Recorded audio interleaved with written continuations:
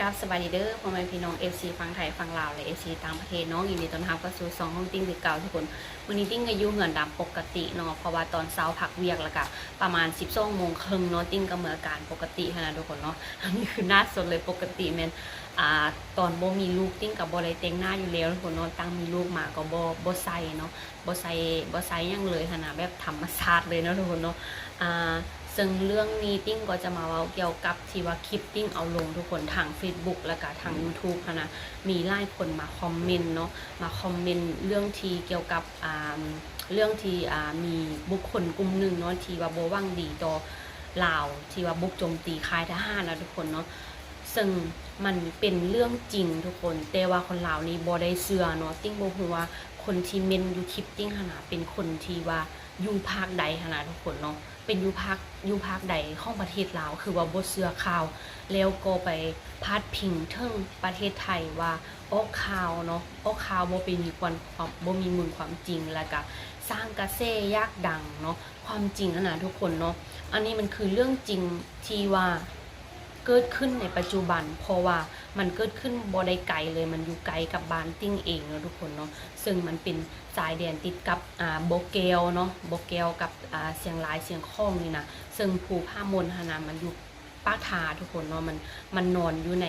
เมืองปากทาเนาะทุกคนแค่โบเกลนั่นเองนะซึ่งมีคนตายแล้วก็บาดเจ็บจริงบ่ได้ว่าแม่นเรื่องปันป่วนที่ว่าทางฝั่งไทยเนาะออกข่าวมาว่ากระสุนอยู่ทางฝั่งลาวฮะนะ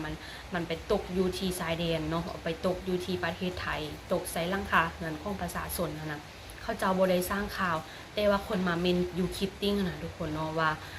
อาจจะเป็นลูกกระสุนปืนที่ว่า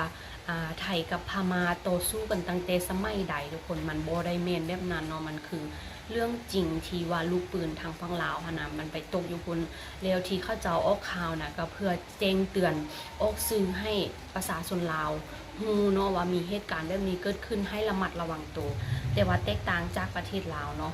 อุดมกันปิดข่าวบ่ให้ฮู้เนาะบ่ให้ไผฮู้แล้วคนลาวเฮาก็บ่เชื่อเนาะว่ามันแม่นเรื่องจริงนะ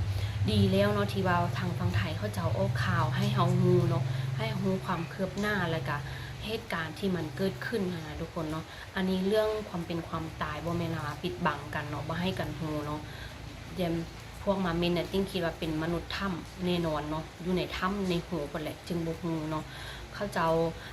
ทางฝั่งไทยนะเขาเจ้าให้ความสำคัญหลายเนาะให้ความสำคัญต่อประชาชนหลายถึงจะเกิดเหตุการณ์แบบเขาเจ้าก็แจ้งเตือนเนาะให้ประชาชนอยู่ในเขตนั้นในบอนนั่นเนาะให้ระมัดระวังตัวนะขนาดลูกปืนนะเพียงลูกเดียวเขาเจ้าก็ยังให้ความสำคัญเนาะตักเตือนประชาชนแล้วก็ยังส่งข่าวมาที่ประเทศลาวให้ประเทศลาวเนาะให้ทหารลาวนี่แบบว่าปกป้องบ่ให้มีประชาชนบาดเจ็บให้ประชาชนปลอดภัยที่ว่าทุกคนที่ว่าอาศัยอยู่ในคงเขตนั้นนะทุกคนเนาะอันนี้ติ้งเป็นอย่างเนาะแล้วก็มีคนลาวประมาณ 30% เนาะมาเม้นคืนอยู่ใน Facebook ติ้งว่าบ่ต้องไปสนใจเนาะบ่ต้องไปสนใจพวกที่อยู่ในถ้ำมาเม้นด่าพี่น้องฟังไทยเนาะเขาเจ้าให้ข่าวเขาเจ้าลงข่าวนี่มันดีที่สุดแล้วนะเพิ่นก็ตอบกลับเนาะว่าจำพวกที่มาเมนน่ะติ้งสำหรับติ้งก็คือการเนาะพวกที่มาเมนน่ะคือบ่มีการศึกษาเลยบ่มีการศึกษาเป็นพวกปัญญาอ่อนเว้าซื่อๆหั่นแหละเนาะเจ้าบ่เสพข่าวเจ้าบ่เบิ่งข่าวแต่เจ้าหั่นปะว่าเว้าว่าเป็นเรื่องที่มันทางฝั่งไทยสร้างกระแสขึ้นเองหั่นน่ะทุกคนเนาะนี่คือมนุษย์ถ้ำที่อยู่ในลาวเนาะทุกคนเนาะติ้งมักที่สุดคือประเทศไทยนี่บ่ว่าจะเป็นข่าวเล็กข่าวน้อยข่าวใหญ่เขาจะให้ความสำคัญเนาะจะเผยแพร่ให้ประชาชนฮู้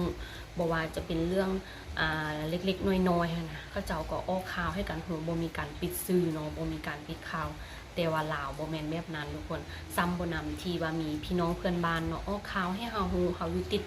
ชายแดนอยู่นำกันเนาะเฮาอยู่กันถ้าว่ามีเรื่องหยังเพิ่นออกข่าวให้ฮู้ก็ดีแล้วเนาะเป็นบุญที่สุดแล้วเพราะว่าลาวก็บ่ได้เก่งเรื่องโซเชียลมีแต่เก่งเม้นด่าคนอื่นเนาะทุกคนเนาะซึ่งคลิปนี้ติ้งก็บ่อยากปานใดทุกคนเนาะเพราะว่าบ่อยากพอใจว่ามาสร้างกระแสนะความจริงมันเป็นเรื่องจริงอยากให้ผู้ที่เมนคลิปนะไปอยู่ในเหตุการณ์เนาะไปเป็นทหารไปแทนทหารที่ว่ากำลังสู้รบอยู่ตอนนี้เนาะถ้าเก่งเทให้ไปสู้รบเองนะจริงว่าเรื่องจริงบ่เรื่องจริงนะทุกคนเนาะ จึงคลิปนี้ก็ประมาณนี้ทุกคนเนาะถ้าหากว่า FC ท่านใดมีความคิดเห็นหรือว่ามีข้อคิดแนวใดเนาะกับคลิปนี้ก็สามารถเมนใต้คลิปใดทุกคนเนาะฝากคลิปไปด้วยนะก็ขอบใจหมดทุกคนที่ว่าเข้ามาติดตามรับชมเนาะกราบสวัสดี